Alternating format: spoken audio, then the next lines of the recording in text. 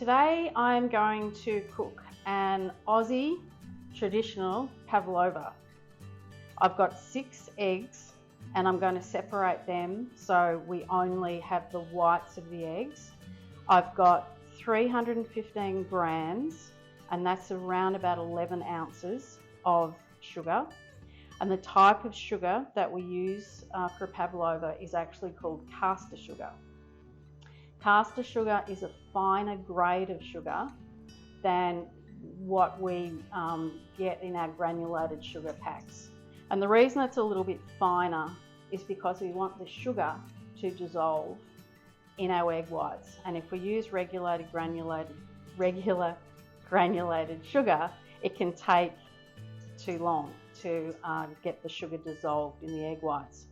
So instead of buying caster sugar, which you can buy in the United States, but it's actually very expensive, what I do is I just use granulated sugar and I put it in my Vitamizer and I use the pulse and liquefy settings. I do a couple of pulses and my sugar goes from being granulated sugar to a finer grade caster sugar. The other ingredients that we use is just a little bit of cornstarch, a teaspoon of vanilla, and 2 teaspoons of white vinegar.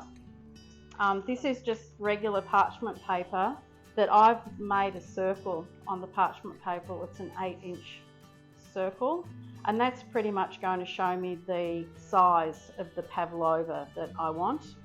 It will all make sense when I put the pavlova out onto the tray. And you just used an 8-inch like pie pan? Exactly, and I just traced around the outside.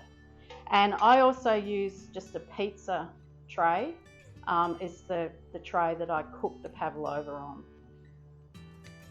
So what I'm trying to illustrate here is the size of the grains of the sugar.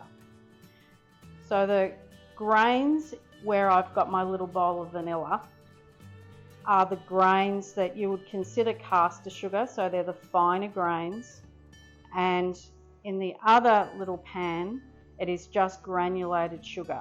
Caster sugar is somewhere in between confectioner's sugar and regular granulated sugar. So there's lots of different ways to separate the white from the yolk. This is a bit of a cheat's way, but it's a good way.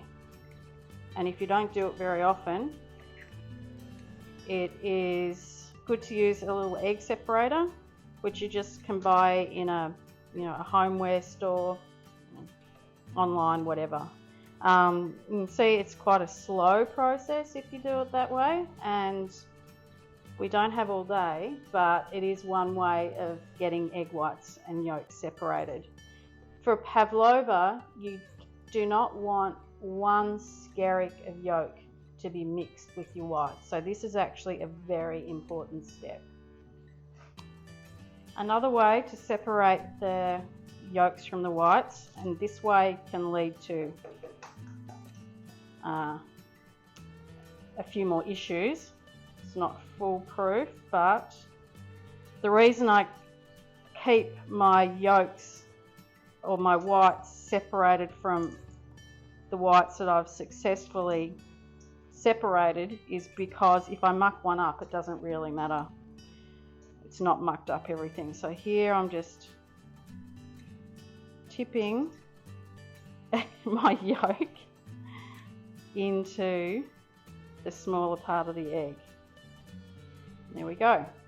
That was successful, and it was a bit quicker.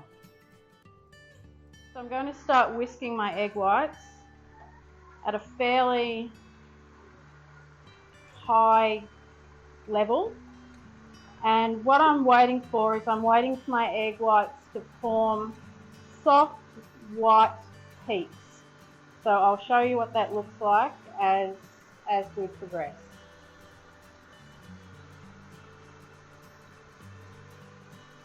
And that's just the egg whites. There's nothing else in here except for just 6 egg whites, nothing else. And I think one of the tricks to making pavlova is to not overbeat them for this step. You can see they're really starting to fluff up, but they're nowhere near starting to form a stiffness about them.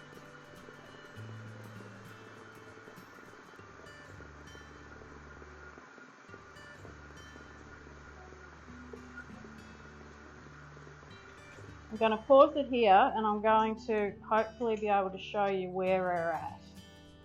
You can see on my spatula how they're forming. Even though they're fluffy, they're stiff, and that's enough. One thing a lot of people that make pavlova have problems with is when you overbeat them at this time of when you're trying to cook them. So there is a bit of a trick in not overbeating at this stage. So what I'm going to start to do now is I'm going to start adding my sugar, and I'm going to add the sugar about 1 tablespoon at a time, and you'll see how the egg whites change form again. Okay, back up to fairly rapid mix, and my sugar, a tablespoon at a time.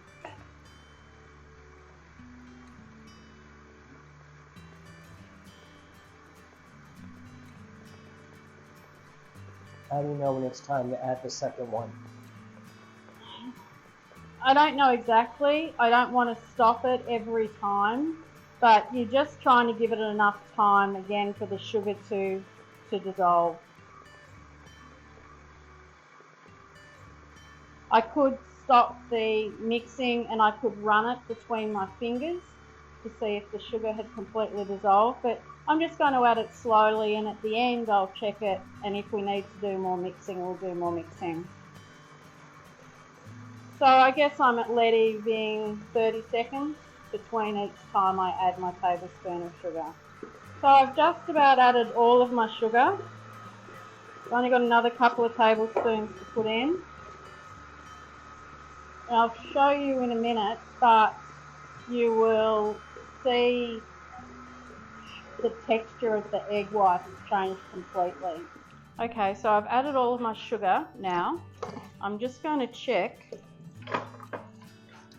firstly to see if all my sugar has dissolved, and the way I'm going to do that is simply take a little bit off the beater and I'm going to rub it through my fingers, and if I feel any grains of sugar, I know it's not all dissolved. I can feel grains of sugar, so I know that's not dissolved. I'll show you now too, it's worthwhile having a look at the mix. You can see how it's much whiter, much thicker, and it's getting very glossy. So the consistency or the texture of the egg whites is completely changed. This is exactly what we're looking for, but I'm going to mix it up a little bit more to make sure all that sugar is dissolved. I'm just going to mix it at a fairly high speed, just to make sure that we get all that sugar dissolving. Okay, so I'm going to check it one more time. Take a little bit off the beater, rub it in between my fingers. That feels perfect, so we're ready to go with the rest of our ingredients now. So we've got 1 teaspoon of vanilla essence that we just put in the bowl. You said vanilla essence, or is that same as vanilla extract? Extract, I'm sorry. Vanilla extract. We've got 2 teaspoons of white vinegar, and we've got 3 teaspoons of cornstarch, just all in the mix. I'm just going to use the KitchenAid and just on a very low speed.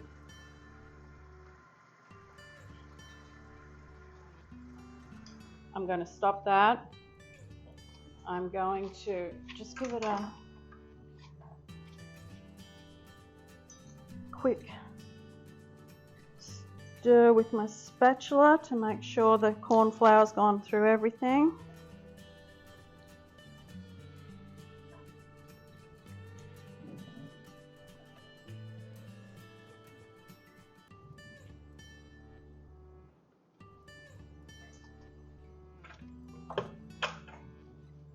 do one more slow stir.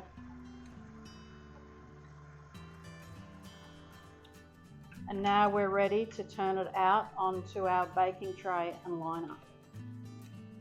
Okay, now I'm just going to tip it. I'm going to use my circle to guide me a little bit where I put my mixture. You can see how thick it is.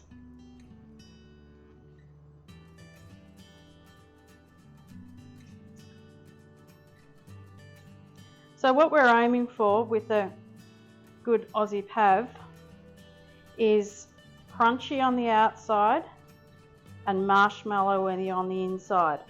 So it's a bit different than your crunchy meringue. It's actually soft and marshmallowy on the inside.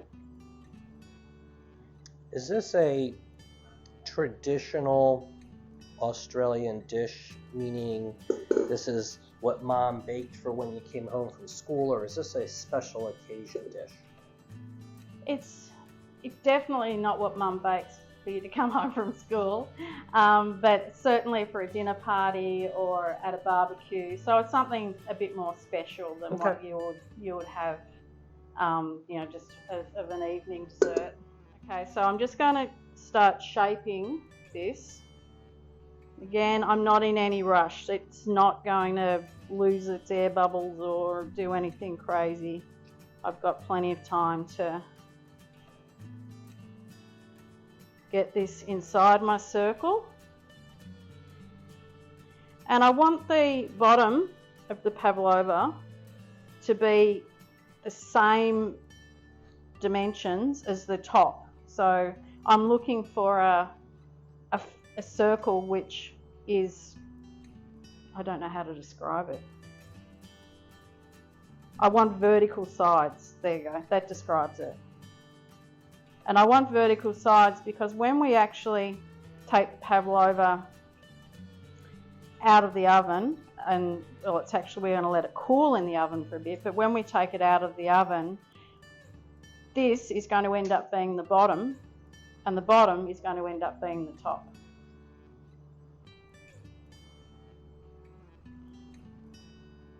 So it does take a little while just to get the right shape.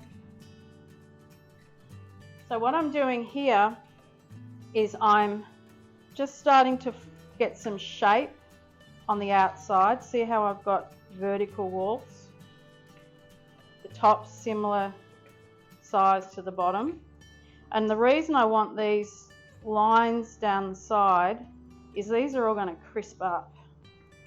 And if I have these beautiful vertical lines, you're just going to get more crispy bits.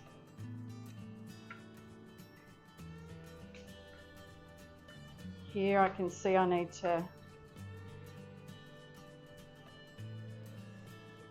keep my vertical. And this pavlova, our 6-egg pavlova, will easily serve 6 people. So this is just about ready to go into the oven. Just check I've got enough grooves on the side. And once this is baked, we're going to top it with freshly whipped cream. And today I'm just going to use beautiful fresh berries. And as we come into getting closer to the end of spring into summer, this is perfect for all the fresh berries that we're about to have an abundance of. I think that looks pretty good, ready to go into the oven. Beautiful.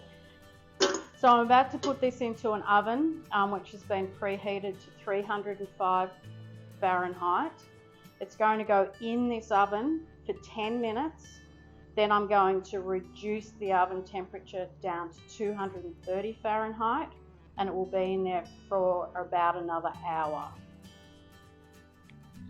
I'm going to make some whipped cream to put on the top of our pavlova. So I'm just going to use heavy whipping cream. There's 1 teaspoon of confectioner's sugar, and 1 teaspoon of vanilla extract. And this is something you could make in advance and keep in the refrigerator. Yeah, definitely. And if you're really keen, you can also do this by hand. But given I've got this out because I just made the pavlova, I'm going to use the mix master. We would normally do it by hand, but the mix master's already out, so why, you know. And I put in my vanilla, and I put in my confectioner's sugar. Put it up. Just a little medium sort of speed. And when you use, you know, a powerful mix master or KitchenAid like this one, you just got to be careful you don't over whip it. So just keep your eye on it.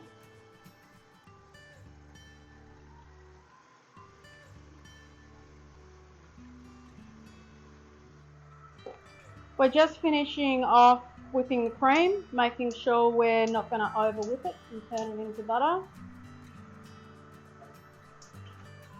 I'm just going to check it. That looks pretty good to me. So what Josh is going to prep for our pavlova is some strawberries. We're going to do a mixed berry topping. And so we go with the strawberries. We're going to cut the strawberries probably Quarters? in quarters, yeah. And then we're going to pop the strawberries in a bowl with just a little bit of sugar and a little bit of vanilla. And we're also going to add fresh raspberries and fresh blueberries. Okay, so I'm going to add the vanilla extract. Say about a tablespoon. Does that sound good? Yep. And we're going to go ahead and add a heaping tablespoon. Now what's going to happen is the sugar is going to dissolve fairly quickly. And if we just put this in the fridge, it's going to go ahead and turn into a nice little syrup in the bowl. So the pavlova's been in the oven for about 1 hour and 10 minutes. And I've brought it out of the oven. I just wanted to see if I can demonstrate why it's ready. The outside, I doubt if you'll be able to hear it, but the outside is actually crunchy and it sounds a little bit hollow. And I can see there's a little bit of give in the top. It's full of marshmallow, but the outside is nice and crispy. What I'm going to do with it now is I'm going to turn the oven off. I'm going to put it back in the oven and it's just going to cool down as the oven cools down.